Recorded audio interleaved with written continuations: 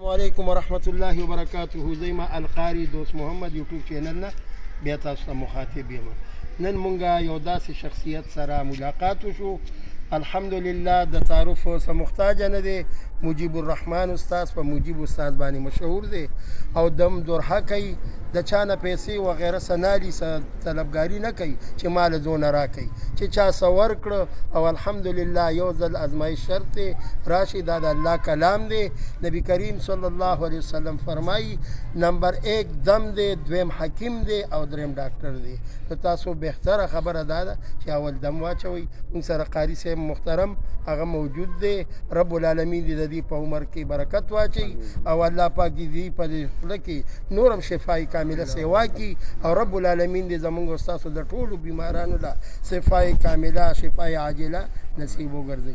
ډېره مننه جي، الله مو خوشحاله ډېره مهرباني، دعاګانې. السلام علیکم.